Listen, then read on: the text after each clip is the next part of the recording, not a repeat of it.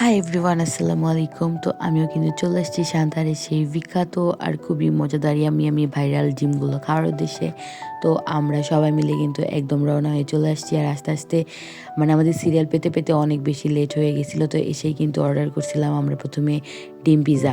তো এই ডিম পিৎজাটা রিভিউ দিব আমি 10-এ 10। তারপরে অর্ডার করছিলাম পৌষোয়াগি, ডিম ভুনা, ডিমের জোনাকি, ডিমের ঝুরি ভাজা, তো আরও অনেক কিছু নাম ছিল যেগুলো সবগুলো আসলে আমার মনে নেই। তো আমরা যেহেতু 4 জন মিলে গেছিলাম, তো আমরা প্রায় 7-8 রকমের ডিম আমরা ট্রাই করছিলাম। আর একটা থেকে একটা মনে হয় বেশি মজা ছিল।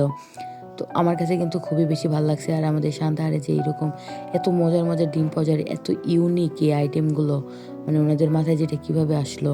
আর এই যে এটা হচ্ছে ডিমের চপ বা ডিমের চাপ। তো এইটা কিন্তু অনেক বেশি মজা ছিল, কারণ এইটাতে কুসুমটা পুরোপুরি গলে নাই, হাফ হাফ গলা ছিল। তো এটা কিন্তু আমার কাছে সবথেকে বেস্ট লাগছে। তো সবগুলো আইটেমই কিন্তু এখানে একদম খুবই মজার ছিল। আর সবথেকে বেশি মজা লাগছে যে এই ডিমগুলো কিন্তু সবগুলোই কোয়েল পাখির ডিম দিয়ে বানিয়েছে। খুব সম্ভবত 2-1টা আইটেম ছিল যেগুলো হাঁসের ডিম অথবা মুরগির ডিমের। তো মুরগির ডিমের থেকে আমার কাছে হাঁসের ডিমেরগুলো বেশি মজা লাগছে। তো আপনারা কে কে সান্তাহারের ডিম খেয়েছেন?